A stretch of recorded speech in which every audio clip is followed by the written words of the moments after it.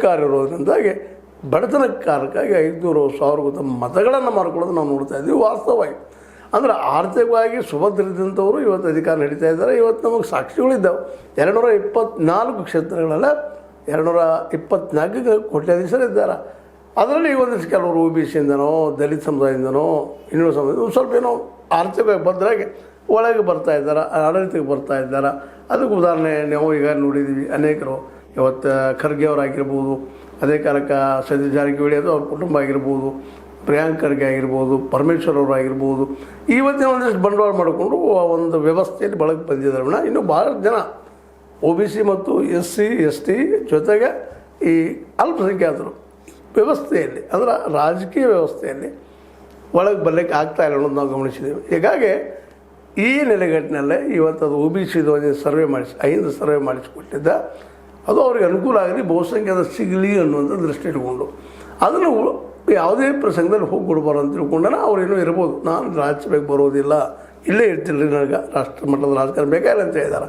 ಆದರೆ ಇನ್ನೂ ನಮ್ಮ ರಾಹುಲ್ ಗಾಂಧಿ ಅವ್ರಿಗೆ ಇವ್ರ ಮೇಲೆ ವಿಶ್ವಾಸ ಇಲ್ಲಪ್ಪ, ಇವರು ಬರ್ತಾರೆ ಅಂತೇಳಿ. ಮತ್ತು ರಾಹುಲ್ ಗಾಂಧಿ ಅವ್ರನ್ನ ಇಲ್ಲಿವರೆಗೆ ಅವರ ಒಂದು ಪಾದಯಾತ್ರೆ ಆಗಿರ್ಬೋದು, ನಂತರ ಡೆವಲಪ್ಮೆಂಟ್ ಆಗಿರ್ಬೋದು ಎಲ್ಲ ಗಮನಿಸಿದಾಗ ಅವರು OBC ವಿರೋಧಿನ ಅಂತೆಲ್ಲೂ ಅನಿಸಿಲ್ಲ. ಯಾಕೆ ಅನಿಸಿಲ್ಲಪ್ಪ ಅಂತಂದ್ರೆ ಅವ್ರ ರೀತಿ ತೋರಿಸಿಕೊಂಡಿಲ್ಲ. ಇವತ್ತಂತೂ OBC ಒಳಗೆ ಹೋರಾಟ ಮಾಡ್ತಾ ಇದ್ದಾರೆ. ಕಾರಣ ತಾವು ಮಾಡಿದ ತಪ್ಪು, ಐತಿಹಾಸಿಕವಾಗಿ ಮಾಡಿದ ತಪ್ಪು, ಹಿಂದೆ ಕಾಂಗ್ರೆಸ್ ತಪ್ಪು ಮಾಡಿತ್ತು. ಅದು OBCಯನ್ನು ಗುರ್ತ ಮಾಡಲಾರದಕ್ಕಾಗಿ ಮುಲಾಯಂ ಸಿಂಗ್ ಯಾದವ್ ಅಂತ, ಲಾಲೂ ಪ್ರಸಾದ್ ಯಾದವ್ ಅಂತ ಈ ಹಿಂದುಳಿದವ್ರ ನಾಯಕರು ಬಂದರು. ಜೊತೆಗೆ ರಾಮರಂಥ ನಾಯಕರು, ಮಾಯಾವತಿ ಅಂತ ನಾಯಕರು ಇಲ್ಲೆಲ್ಲ ಬಂದಿದ್ದು ನೋಡಿದಾಗ ನಾ ಹಿಂದೆ ಮಾಡಿದ ತಪ್ಪಪ್ಪ, ಕಾಂಗ್ರೆಸ್ ಅವನದ್ದು ಯಾವಾಗ ಇದು ಕಾರಣ ಆಗಿತ್ತು ಅಂತ ತಿಳ್ಕೊಂಡು ಇವತ್ತು OBC ಪರವಾಗಿ ನಿಂತಿದ್ದಾರೆ.